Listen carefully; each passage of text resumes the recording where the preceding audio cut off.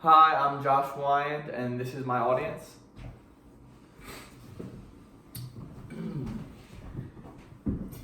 If over 100,000 lives were being taken every day by guns or diseases, you would think that we as a society would do something about it, right? Well, in this situation, that's not the case. In today's society, abortion has become more and more relevant in our culture as the pro-choice movement seeks to give women the right to make the decision to abort their unborn children. Every day in the United States, over 120,000 abortions occur. Making the choice to end an unborn life is unethical as it violates the God-given rights of unborn children and takes away an innocent life before it is even born, and should therefore be removed from our society and from our culture. To begin, with abortion becoming more and more common every day, more lives are being taken just as fast. According to the World Health Organization, every year there are a whopping 40 to 50 million abortions occurring. In the United States, nearly 4 out of 10 pregnancies are terminated by abortion. In the United States, one abortion occurs every 30 seconds. With these statistics, abortion has become a major health issue and has taken the lives away of way too many. The prevalence of abortion has shown in this data that it is dangerous, especially to the future of our youth, as it becomes more and more prevalent. Next, abortion methods are extremely unethical as the fetus is developed and clearly alive.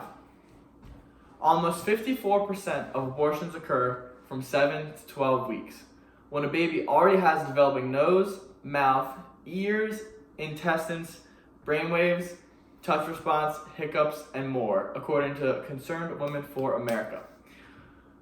Babies' hearts begin to beat during the 3rd week of pregnancy from the Future Female Leaders Association.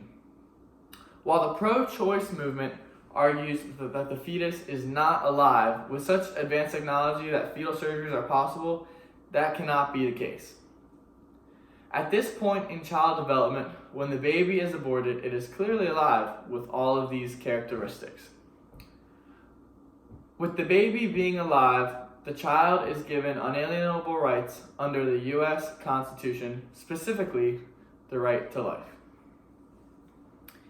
Finally, the Bible makes it very clear on how God views abortion, and he does not view it the same way that the pro-choice movement does. Jeremiah 1:5 says, "Before I formed you in the womb, I knew you, and before you were born, I consecrated you.